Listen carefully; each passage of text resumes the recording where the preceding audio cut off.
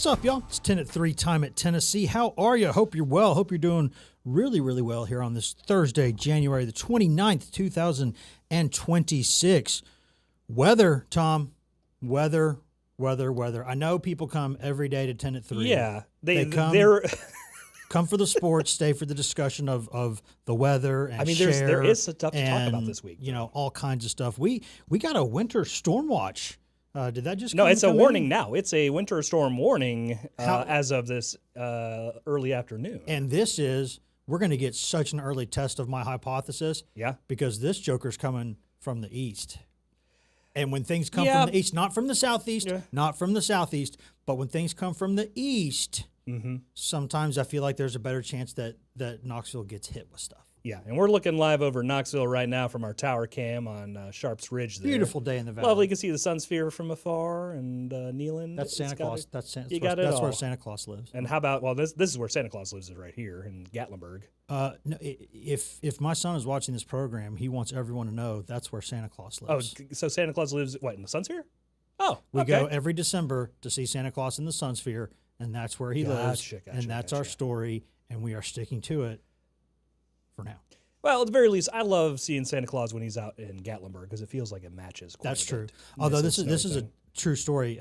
My son believes that is Santa Claus, and so any other Santa that he sees anywhere, like at the mall in Gatlinburg, walking around Market Square, downtown, anywhere, he goes, "That's not Santa. Santa's at the Sun Sphere," and he knows. He's like that. That's not. He knows his Santa, right? And that's his truth, and it's precious. And we're allowing him to keep that going. We got a lot, though, to discuss. Oh, yeah. We might, yesterday we were talking about this, and lo and behold. It's been an interesting, it was interesting night last night for basketball. Yes, it was. And said going into that game, which, by the way, let's not bury the lead. Tennessee 86, Georgia 85 in overtime. Heck of a basketball game. Got plenty to discuss, and I can't wait. We're going to be joined by a good old Andy McClung here for the final 30, 40 minutes of the show today and get his input on that. I know he was up watching it. I'm sure. And so he should be. He was playing. I don't know if you've ever seen Andrew McClung. He's the rim. He's a big guy. So he was down there in Athens, I think, just pretending to be the rim, basically. Okay. He's the stanchion that holds up the rim. Big guy. Large mammal, big guy. Elijah always says that he can, Elijah Nixon does this. I've seen him go up to multiple Tennessee football players and say, dude, I could take you in the A-gap right now. And I don't even think he could take Andy McClung in the A-gap. I'm being just totally honest about that. And I'm saying that to say that I'm trying to pick a fight between the two of them. Gotcha. That's what I want to see. That's what the people want to see. We got a lot to talk about from that basketball game, though, because we said last night, or we said yesterday going into that game, that there's a couple things Tennessee needed to do to win that game, and a couple things that if Tennessee did it, it would win. If it didn't, it would lose. And if it was a combination, that's a coin flip game. It was a combination because Tennessee, again, free throw line, 15 of 25 from the stripe. Not great, not good, you could say. In fact, that's not good. And shot okay from the field, dominated the glass as we suspected. And the turnovers, there were 12. So that's right there in the middle of,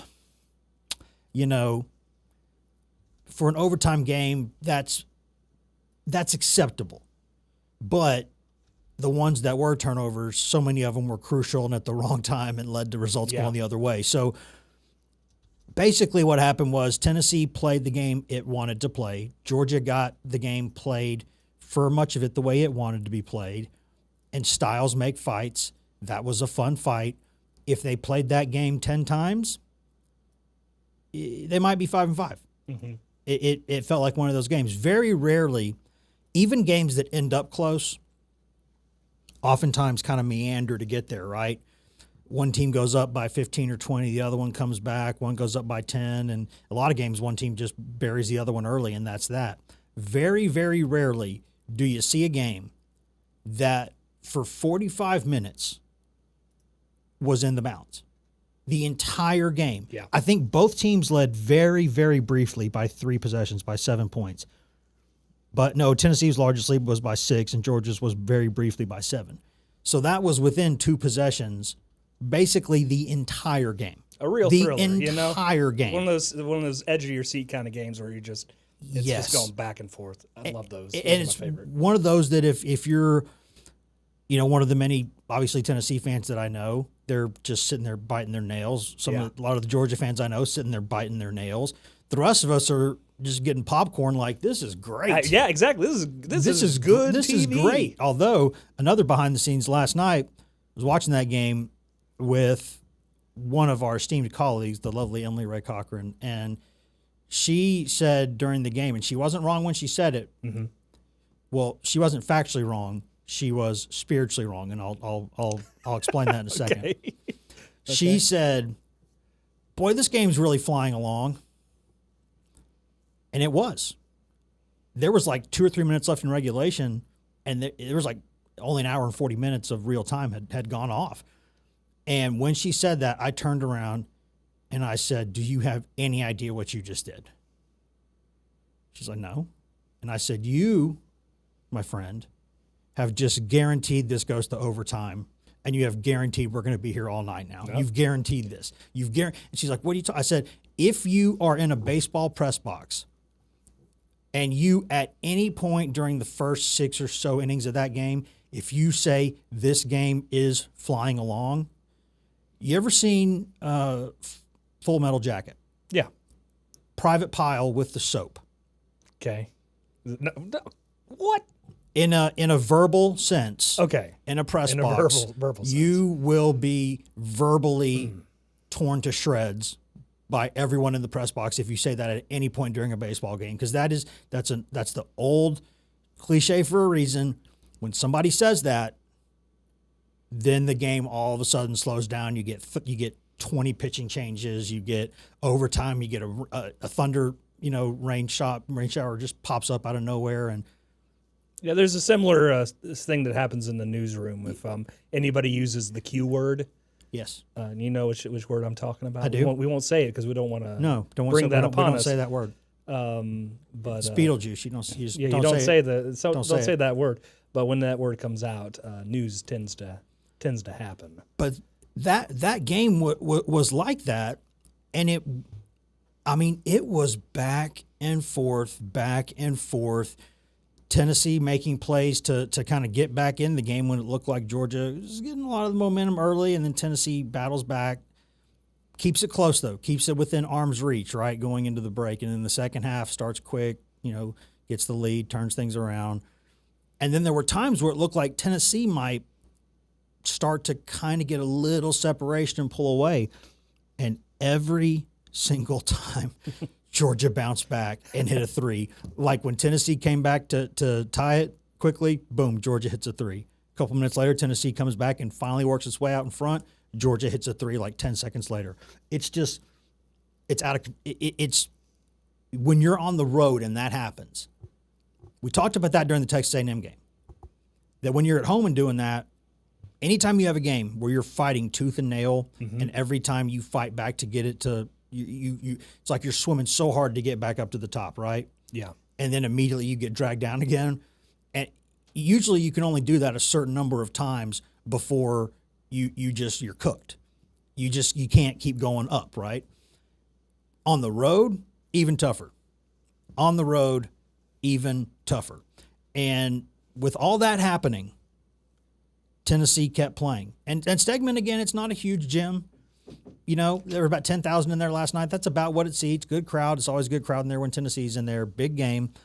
And Tennessee had to come back and earn that. Now, it did not play the absolute best that it can play. And that's something that I've said at the time. I'll say again now. It's frustrating in the moment when that happens. But it's a good thing for the big picture. If we already know exactly what this team's best looks like, so does everybody else.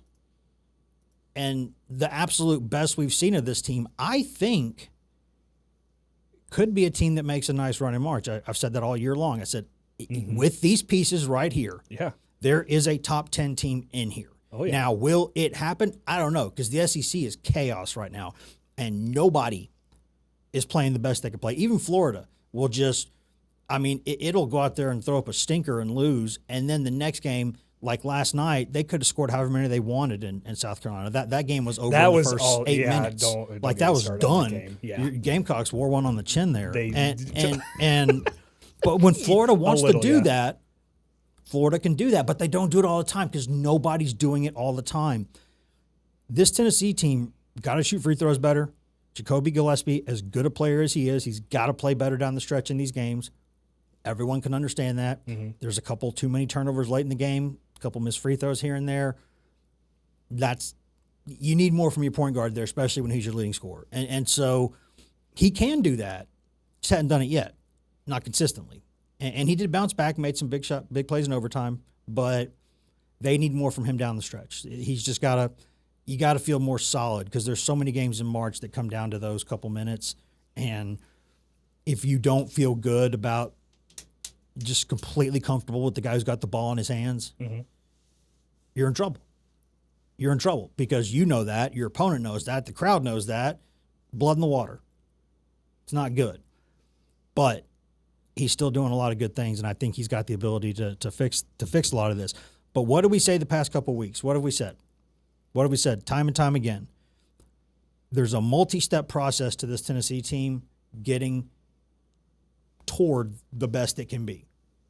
One of the very first steps in that process, just start taking marginally better care of the ball. Yep. Marginally better care of the ball, make a few more free throws, at least get your head above water in those areas. By and large, they're close to or doing that. Then what was next? Nate Ament, you're a superstar, play like one. He's growing up.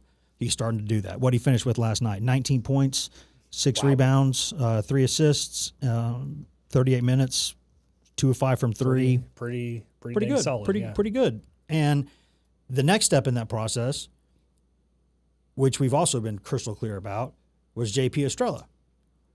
Because when J.P. Estrella plays the way that he can play, he's a difference maker. He's a tremendous offensive basketball player at 6'11", with a 3-level game. Not the world's best defender. He's just not. He's got to get a little quicker. There's some things there that, okay. But he can rebound, and he's got touch offensively. He can connect things in the offense. He can get the ball where it needs to go. He can shoot over the top of people. He can go crash the glass. He can play a lot better. And coming back from the injuries he's coming back from, you don't expect him to just hit the ground running. You don't expect him to just – it was a little bit of fool's gold there when he first came back and was on that adrenaline those first couple games, and then he kept, playing 8 minutes and scoring like 12 points, and you're going, oh, is there no rust at all here? Well, and then he gets hurt again, and there's a big scare with that knee. Yeah. Gets the bone bruise, and it looked worse than it was. But that you're coming back from major surgery with your foot, then that happens. You're going to feel a certain type of way, right? Like that it's not what you want. So that happens, and he's kind of swimming for a while, kind of fighting his way back, trying to. And when he does, you start to say, okay, where is this? Can he reach that level this season? The top level that he can play at? No, I don't think so. But he can get closer, and you're starting to see that. Last night, what did he finish with? 17 points, 9 rebounds, only 1 turnover, 1 assist, and 7 offensive rebounds in 31 minutes. That's closer to him being him. And he made some huge plays down the stretch, getting to the free throw line, getting offensive rebounds, getting stick-back buckets. He did a lot of good things. And he was one of the first people that Rick Barnes talked about after the game, and for a good reason. I think I said last night he had the picture where he was walking off the floor and he had the ball, and I was like, if that's the game ball, that's the right decision. That's where it goes in my mind. And I think we got time. We got time to squeeze this in, I think, before we go to break. Do we? How much time is on that? Which one you want to Ament or Barnes? We'll go with Barnes. We'll play Estrella later. Estrella? But I want to go with Barnes now. Gotcha, yeah. No, we got some time to squeeze that in. Here's Tennessee coach Rick Barnes after last night's game talking about Estrella and some other things too. Rick, how do you feel like you guys handled the ball pressure from Georgia? One, just so much respect for Mike White. I think he's truly one of the great coaches in the country, and I've always had great admiration for him, and really hard team to prepare for because he's just going to get the most out of his guys. I think he's got a really terrific basketball team. And we expect if both teams can play to their ability, you're going to be in games like this. But overall, for the most part, we handled the pressure, and they were obviously did a great job of not letting us get into a flow as much as we'd like to. And again, that goes back to Mike and his staff. And, they're switching back and forth, and which, believe it or not, we were they went zone, we were kind of okay with it. Because we had some guys out there playing a lot of minutes, but we were fortunate in a lot of ways. But really happy for our guys. They fought hard, and again, Georgia's a really good basketball team, really hard to guard, and anytime you can get one like this, we've got to be better. We had too many empty possessions the last couple minutes in, and I got to take the blame for that. We can't come up empty or force up shots. We're getting into our actions way too late. And again, it was hard to communicate on that end sometimes, getting the guys to get to it. But they did a great job. One of the last possessions out where they were just going to take Nate and Jacoby out and make somebody make a play, and we got fortunate. I guess Bishop thought the shot clock was coming down, and JP was able to get it. That was a big play. That was a big one. But again, just happy for our guys. Obviously, happy for all of us. Do you feel like this team grew up quite a bit these last two games? I hope. We came back from Alabama, had some good days' work, and really good team. And Mike does a great job, man. I'm telling you. And we just got our guys. I think they understand that at this level, if both teams play to their ability, there are going to be games like this every night. And if you don't play, you're going to get beat and get embarrassed. And but we got a long ways to go in some areas. But I always use that saying: "Proud peacock today, feather duster tomorrow." You feel good right now, but you can't enjoy it very long because you got to turn around. You got a really good Auburn team coming in, and then as good as you feel tonight, it can be over like that. So it's a matter of understanding you're in the grind of a college basketball season. I think with maybe 6 weeks to go, and this is where separation starts to happen, and we've got to keep getting better. What do you like most about JP tonight? Again, when he starts rebounding, he does a good job talking, and he did. He came up big. When he goes up and gets it with two hands, he's really the force. The more he's out there, the better he's going to get. He's missed a lot of basketball, but really happy with him because he's doing the things that we need him to do. And that was a happy Coach Rick Barnes. That is his happy face, by the way, in case you were curious. Now he's got, when he's not on, you can see a smile when he's not on a basketball floor, his standard expression is just a very happy guy. Mm-hmm. When he's anywhere near a basketball floor, what you just saw, that might be his happy face. I think so. But again, he said one of my favorite Barnesisms, those old Reverend Barnesisms. Yeah. He's like, proud peacock today, feather duster tomorrow, which is just, and that is a great metaphor for what things are in the SEC right now, I think, because, Auburn comes to town on Saturday, right? Yeah. They're starting to play better. They got talent. You can be a feather duster tomorrow. They can come in here and dust you. And that's kind of how things are now. But Auburn's not the only team going into that game playing better. Tennessee's starting to play better. The Vols have gotten themselves back above water, right back there in the SEC race. Things looking significantly better than they were anyway. So we're going to take a break. We're going to come back. We're going to get our good friend Andrew McClung in here. We're going to talk basketball. We're going to talk life. We're going to talk sports. We're going to talk weather. We're going to talk everything. All right. We're going to talk it all. But before we do that, we're going to step away for just a second, and we'll be right back here on 10 to 3. All right. Secret Andrew, time. The secret is that Andrew was always in the room. Yes. He was lurking. We're in the room too, I guess. He was here, lurking right? in the background. Yeah, he's getting set up over here. You're gonna go. You're gonna want to sit, on that side right there, where the pink mic is right now. Welcome in. Yeah, the chairs are an adjustment. Yeah, there you are. Hey, we're getting a nice look at your face there, Andrew. Which camera? You're looking. You don't have to mug the camera, but it's the one right in front of you. Okay. For sure. How you doing, bud? Good. How are you today? Doing all right. What do you want to talk about? Whatever you want to talk about, man. This, ladies and gentlemen, if you're here for secret time, this is the magic of show prep. This is what we call show prep. This is what some people really like about it. Some maybe not so much because we just go. It's funny. Emily's the kind of person who really loves like detailed. And I get it. Like she's very. When your brain's wired like that, my wife's the same way. So she's like, "What are we talking about?" I'm like, "I don't know. I'll just throw some stuff at you." Like That's that. on me. I'm fine with it. And then Elijah just walks in. He's like, "Hey, what's going on today?" Like he just, they're just, and that's what makes everything here work is that you have completely different types of people who's sort of. It makes a puzzle. You know what I mean? Like different pieces kind of make a puzzle. It's really, really, really fun. I always see Emily with her notebook and it's got like 12 pages. And then Elijah's just like you just walks in with like that one sheet of paper and like, that's enough today. Yeah, like today I sprinted up, I printed off the stat sheet. Okay. So it's good. Definitely good to have for. Today. Yeah, it's good. It was a good reference. It was. It was a good reference point. There's a lot to talk about in that regard. About 15 seconds. About 15 seconds. All right. Crazy game. It was. Wild. All right. Stand by, y'all, and stand by, y'all, on YouTube. 3.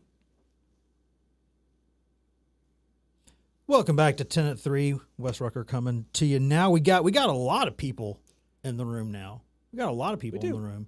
Our good friend Andrew McClung here was hiding in the back the entire time. When he walked in after a few minutes, but he's here. If you are a regular viewer of this network and everything that we're doing, you very obviously know this guy, one of our superstars in this building, and an anchor, a reporter, newsbreaker, general, just man about town. A scanner bloodhound. Yes, an absolute.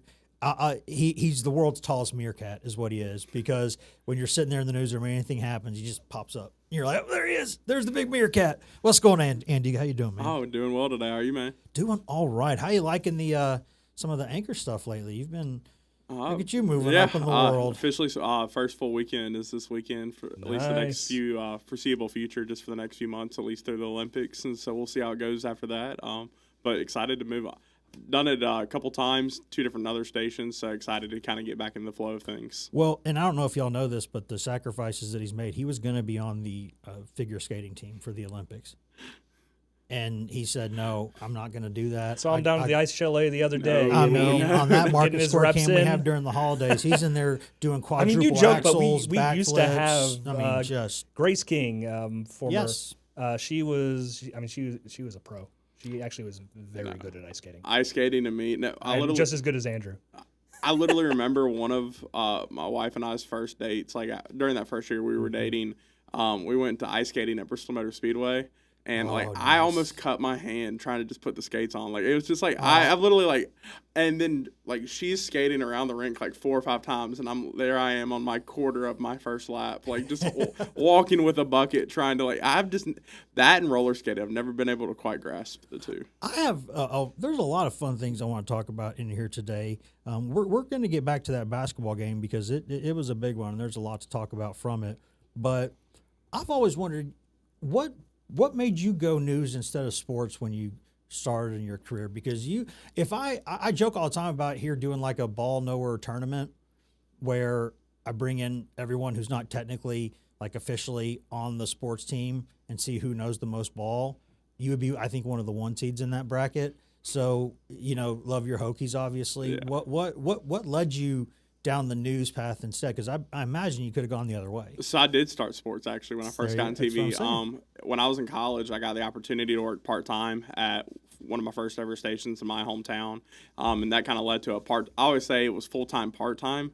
It was a full-time job, but it was technically part-time. And I got to cover, Virginia. I still remember, I've been to Cameron Indoor Stadium 3 times. I saw probably one of the greatest upsets ever in UVA getting beat by UMBC in the 2018 tournament. Yep. One of my first ever basketball games I covered was Virginia Tech and Buzz Williams playing at Rupp Arena against John Calipari. So I've had the opportunity, but when I met my wife, in college. She was going to ETSU. I was going to the small school on the Virginia side, just right on the border. And I figured out her job. She is a pharmacist, and she was a year behind me in school. And so I kind of figured out, all right, I really like her a lot. Yeah. Sports jobs are very far and few between. News jobs, there's a lot more of.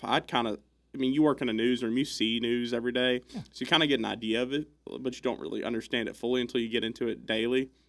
Like, I remember I was so bad because that was why I had to go into news, was just because, like, there was more news jobs in sports, and Tri-Cities, there's only 2 stations, so your options are even more limited, and so I took an all-fair news position, and that just kind of led to the path it's on now. Well, because the jobs are very similar in the way that you're storytelling no matter what you're doing. Like you're reporting no matter what you're doing, right? You're analyzing no matter what you're doing, whether it's a basketball game, whether it's a court case, whether it's, some sort of a zoning issue that's turning into a legal problem, whether it's an election, whether it's, obviously with weather it's different because you need to go be a scientist basically to understand a lot of that stuff. Yeah. So y'all get a pass. You're in your own category. But in terms of, the rest of us, it's basically just reporting on different things. Like in theory, now it doesn't always work this way, but you could just, if you're a good enough reporter, they just point you in the direction like, hey, figure out what's going on here. And it helps to know people. It helps to have history with an area or anything to get to know it. But if you could survive, right? It's like I would describe it like my knowledge of Spanish. Like, if would I call myself like a fluent Spanish speaker? No, absolutely not.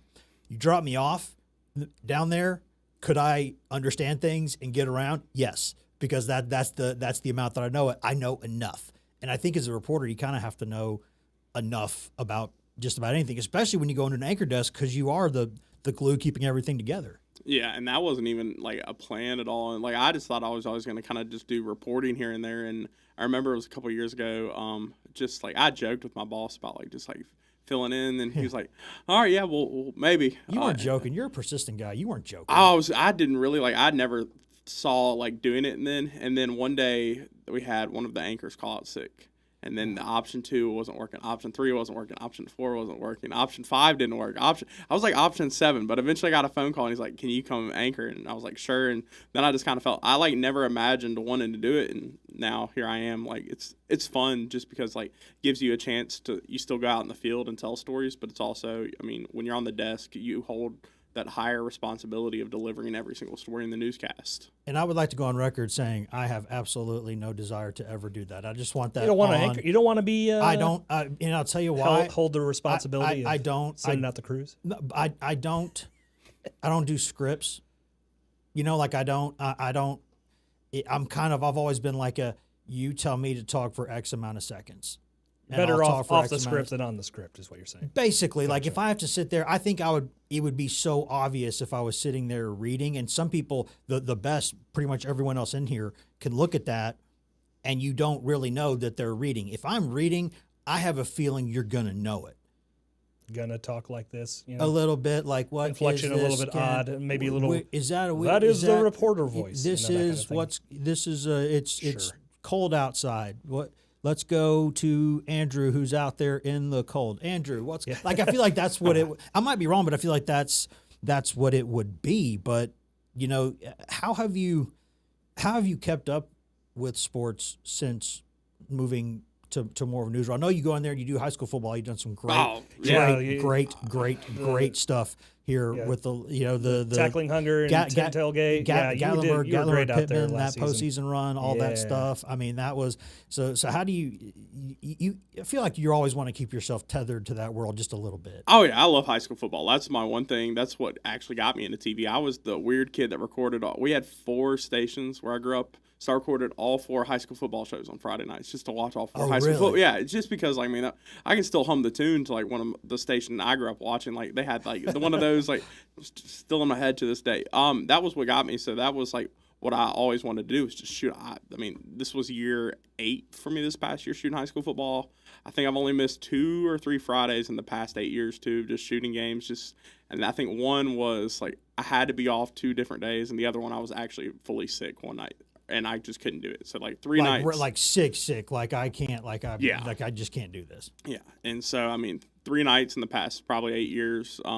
I think that's what makes local TV, like especially on the sports side, is like you're the sports center for these kids. I mean, I still remember the days of waking up and like watching the sports center when they still had like kind of the rundown on the side. And you had Stuart Scott, Jay Anderson, all those guys back in the day. Back in the day, and that was like 20 years ago. That was like 2006, 2007. Like it's 20 years ago now. That didn't feel that long ago, at least. And you still got that because I grew up obviously in the South playing baseball, and if you were a high school team and you didn't like get to the state tournament, at least like you never were any, you didn't do any of that stuff. Although there was an exception when my brother played at a high school around here. This was back when my good friend Chris Budden was still here working for Channel 10, and she overheard me one day complaining about my brother using Taylor Swift as his walk-up song. And I think this was before people started doing like ironic or like funny. Obviously, this is just a joke of a walk-up song. He was just started doing it, and I was like, your numbers are too good to be using this walk-up song. You got to stop doing this. And you speak of like I was calling you Meerkat earlier. Budden's like, what? I'm gonna go do a story on that. Like, no, you're not. That's my brother. You're absolutely. And I didn't work here, but she was like, I'm going to go do that. Like, no, you're not. You're absolutely not. She said, well, that's absolutely not your decision because I just overheard that, and I'm a reporter, and I'm going to go do that story.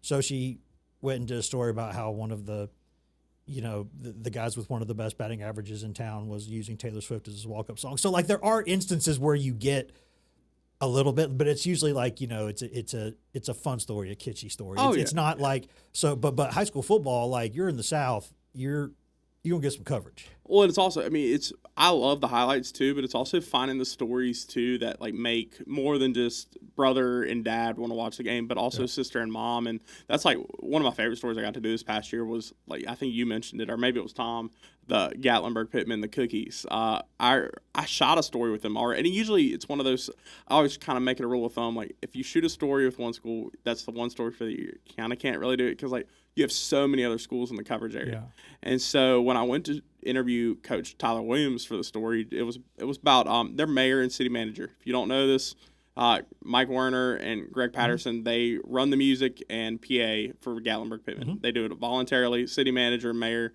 So that was the original story I did, but also interviewed Tyler for the story. And when I went to interview him at the school that day, he was walking in with just these boxes of cookies. And I was like, why do you have all these cookies? He's like, oh, my wife makes them for us every single week. And I'm like, oh. And at this time, they're like 6-0, 7-0. I'm like, all right, they've got a chance to have a pretty solid end of the season. And so, but turns out she's a phenomenal baker. She bakes for a living. So like these cookies are amazing. So I'm like, so that it's just finding those stories that like everybody, because that's going to be a story that if you like cooking, you're going to like that story. It's so. And they would have won the state championship if not for that rascal over there in Martin, Tennessee. That rascal Simpson family. Yeah, the reincarnation of Ty Simpson. Yeah, Ty Simpson's younger brother. It was on like 700 yards passing or something in the title game. Absurd. It was one, I mean respectfully, Gatlinburg Pittman is a really good high school. That's a great season. You get to the state title game, especially because this state's gotten a lot better in the past 10, 20 years in terms of more prospects, more players. You get to the state title game in any classification here, you're a pretty solid football team. Oh, absolutely. All right. It may not be Georgia, it may not be Texas, California, Louisiana, but it's good. It's good high school football. It's better here.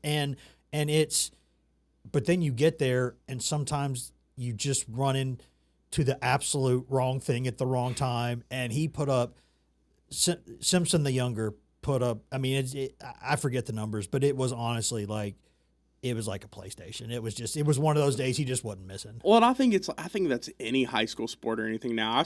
I played tennis in high school and college. No. Yeah. And so. Really? Yeah. Really? Tennis guy? I can see it, yeah.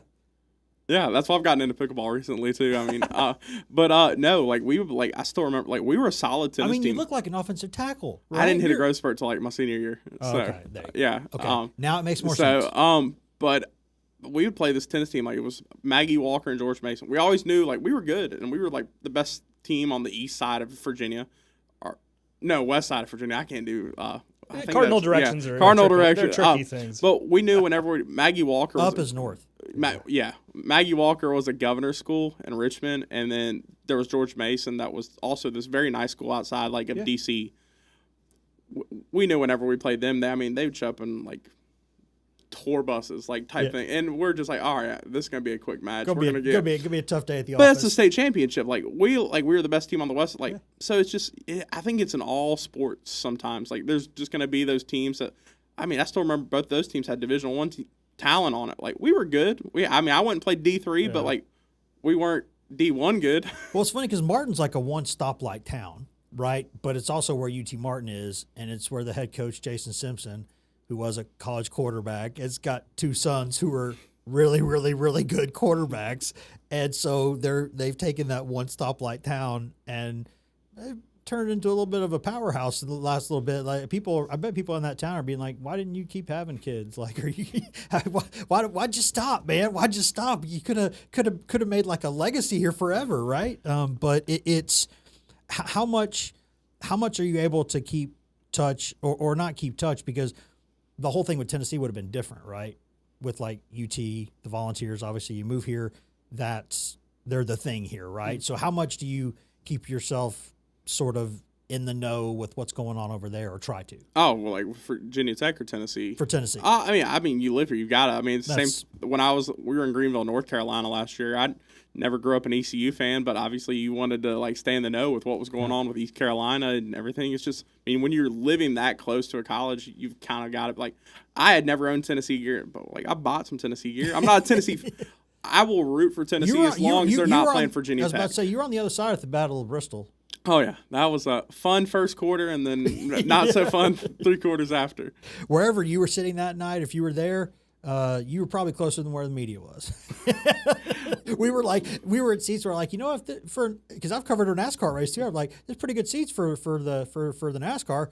Not so much when there's, what are they doing? Where are they, down there somewhere? Like, but it's the dimensions of that speedway were not built. No, and it's even worse. necessarily built for either football or baseball. Yeah, and like when you cover basketball sometimes in like a football arena, like one of the places where they do the Final Four and stuff, if you're not right there on the front row, you're in what would be the normal press box, which is for a completely different sport with completely different measurements on the court, and you're like, those ants down there, like, but the Battle of Bristol was something else entirely. It was honestly like we would have been better off watching TV. It's funny, and then going down and talking to the Battle of Bristol was technically my introduction to Tennessee football when I got here, in 2016, right? So, there you go. There you go. It was such a they just do this. They just take over Speedway casually. It's and now they're doing baseball there too, and good for them, man. The people there, the people who run that track, people who run that, Jerry Caldwell, they know Marcus what they're Smith. doing. Like they know how to entertain. They know how to make a buck. They're like, you want to throw some dirt in here and race around that? Let's do that too. Like they're like, want to play baseball here? Whatever. They're like, hey NASA, do you want to come over here and shoot off some rockets? We'll do that too. Like that's fine. Like they just don't care. They love. They call it like the world's like last Coliseum, right? Yeah. And they mean it. Like they'll put anything in there. Well, I think they even had Mr. Beast there one time. Like Mr. Beast played hide and seek inside. Like it's just like they will do anything and everything there, and that's just I think a testament to the track and people. Yeah. Like you see a lot of speedways like. They are they have great people all and they keep their staff there. I still remember like they have so many good people from just their sales department to media to who's in charge of the track as well with just SMI and then Jerry Caldwell, the vice president and general manager. They're awesome, and you're awesome, and we got another segment talking to you. But before we do that, we're going to step just away, go back to another little secret time, have a little 2-minute fun conversation that some of you will hear. And some of you will watch, and some of you will not. But for the rest of y'all, we'll be right back here in a couple minutes on 10 at 3. All right. I love those guys up there. They absolutely can like put on a party. They're like whatever you want to do. I think I'm just guessing. They have like probably somewhere in their office a big huge sign that just says like there are no bad ideas. Like, just say what's on your mind. Want to host a Christmas light show? Go for it. Yeah, you want to have people drive around the track show, for Christmas. Drive around the track. It's a lovely light show. Give it a go. You right? don't believe me too? Search Andrew McClung, Go Wasps on my senior tennis photo. Here, watch. I will search it right now. We will bring it up if we can. I absolutely need to see this. GOWASPS, and then just my name. Just don't pull up freshman or sophomore year's headshot. I didn't know about hair product until junior year. Yeah. Is it that GoWasp.com, Yep. Emory and Henry? Yep. All right, let's see here. Senior year. There you go. Look at that. Hold on. Yeah. Let's show the good people on. I cannot at home believe, here. because the other day I introduced Yeah, Julia. as the only former college athlete. There he is. And you didn't text me to correct me. Why did you? I didn't. I was off.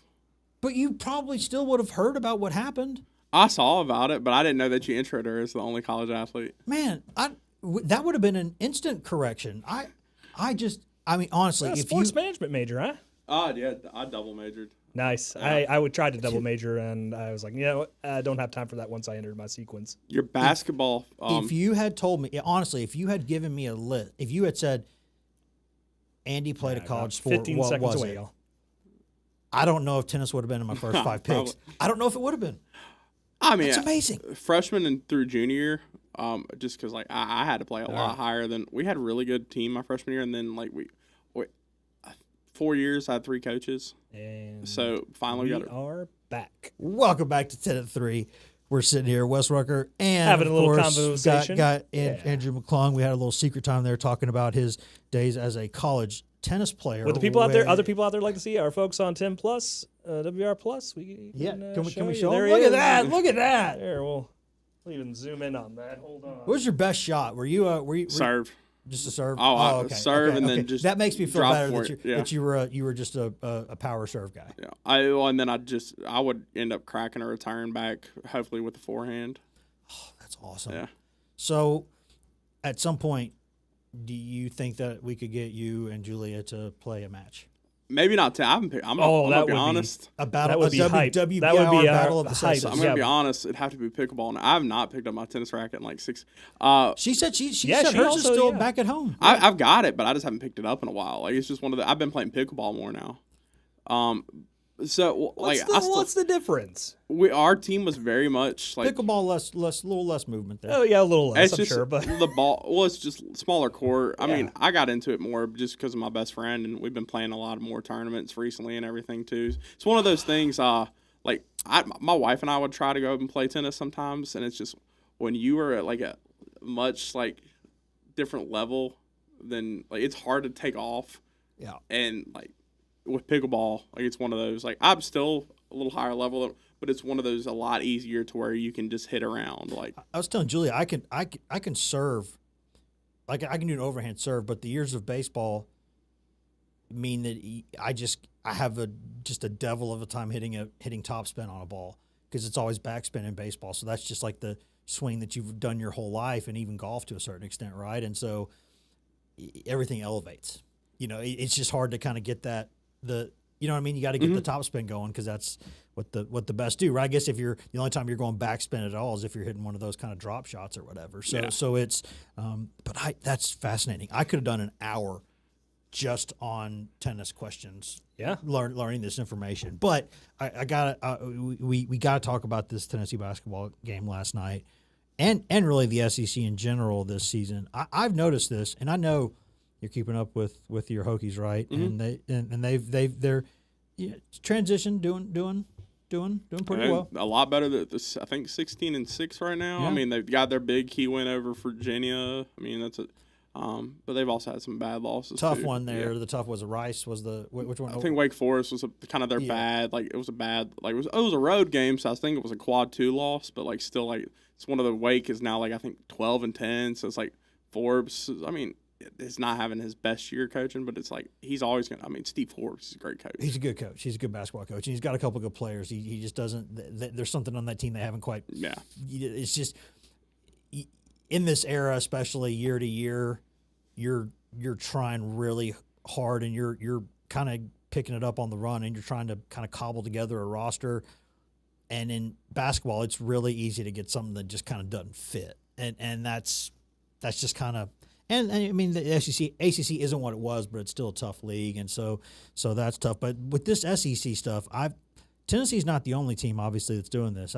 Just about everybody in the league is doing this, where the results that happen in the midweek have absolutely nothing to do with what happens with the results on the weekend, and then that has absolutely nothing to do with what happens the next midweek, and on Kentucky. And on and on it goes. I mean, and it's I am.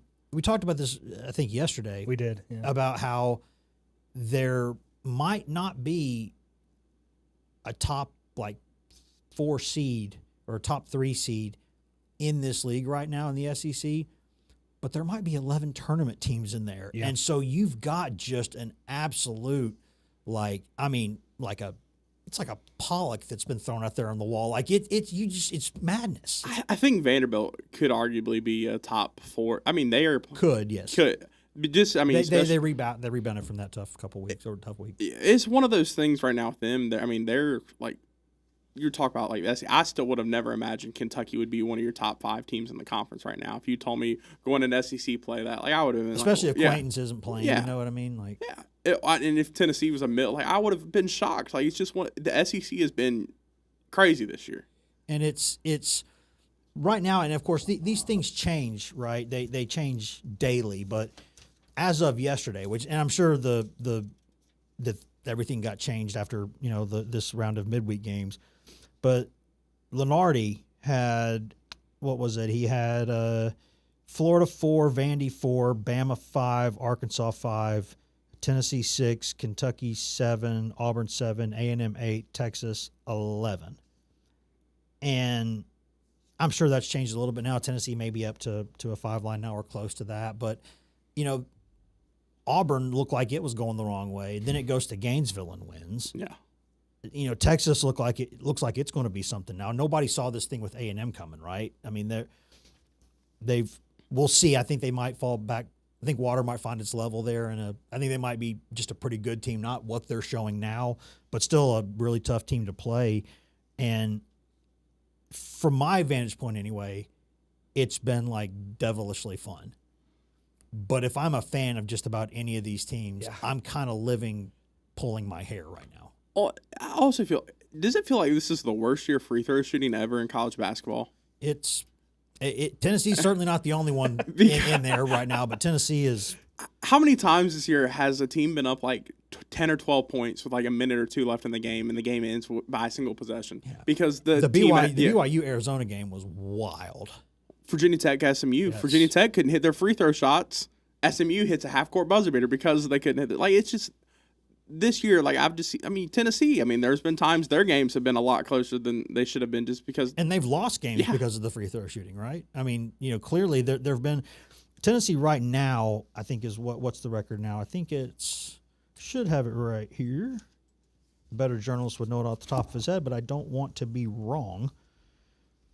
What's you get the overall record right now? Let's figure this out. Pulling it up.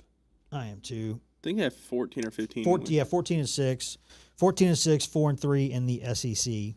And I think only that Florida game down there was one that I would look at that and go, yeah, that was a loss. That was going to be a loss. When Florida shows up to play like that,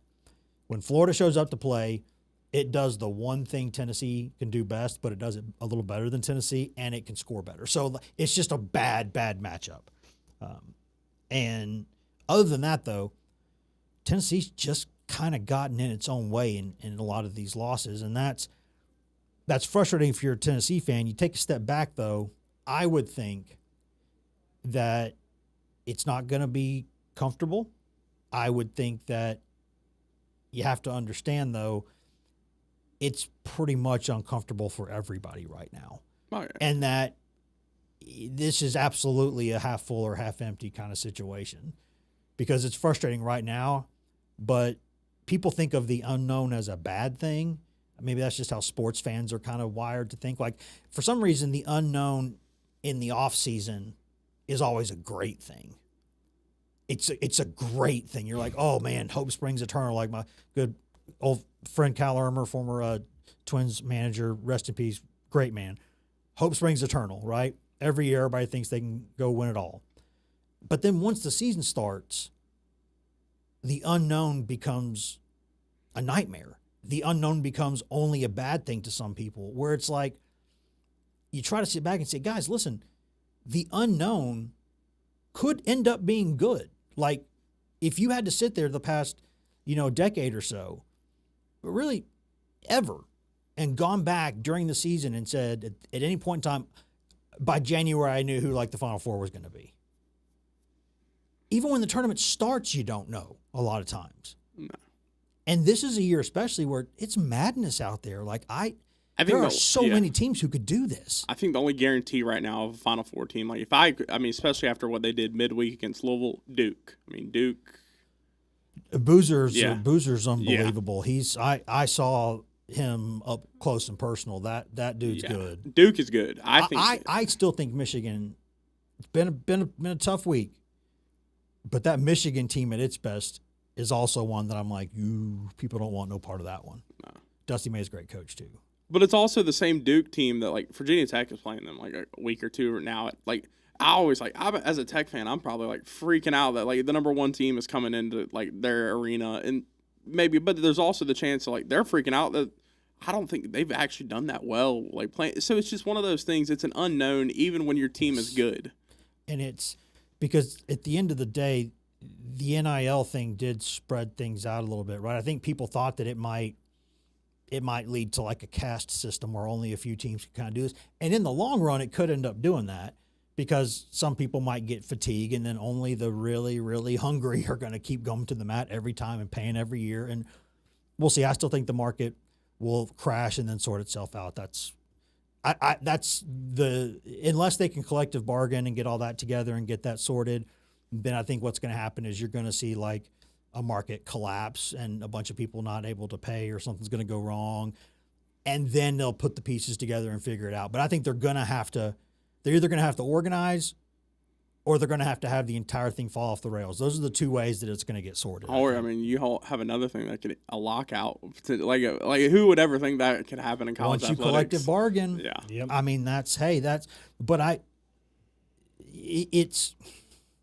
but I think what it's done for now is it's made a lot of people feel like, whoa, wait, we can just go buy guys now? And so you're seeing like some of the Vanderbilts of the world and others like all of a sudden, hey now, look at some of those rosters, look at a couple of the guys they've been able to bring in, look at some of the stuff they've done.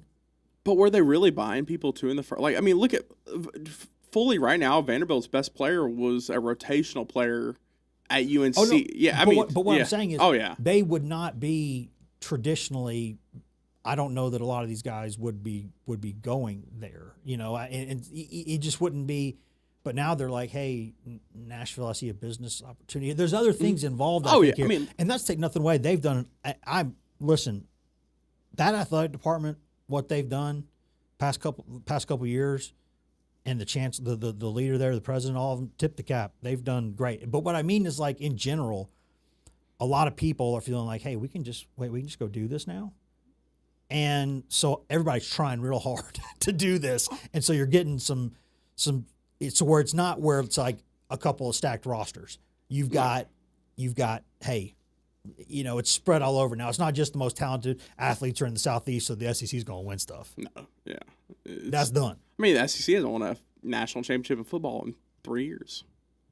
I mean, this is everybody's getting a chance. And as a Tech fan, I'll be honest, you kind of like that, don't you? You were sick of it, right? I mean, James Franklin, yeah. I mean, with what they're about to do now, potentially, I mean, they were able to buy a whole brand new roster and go from a 3-9 team to hopefully a lot better next year. But that's the thing; it's allowing everybody each year. I mean, you can go in. It's also money's not the tell-all, end-all. I mean, I think you have certain teams like Texas Tech that went all out and paid money, and it paid off well for them. But then you have other teams that also paid money and went 8-4 or 9-3. Kentucky's the highest paid. I think a lot of people there's studies that have said it might be the highest paid roster in college basketball. Now we don't know all the figures there, but so you're having to. And they're not even a top 20 team. Not right now, no. Not right now. Top 40, yeah. But they're one of those teams like everybody else.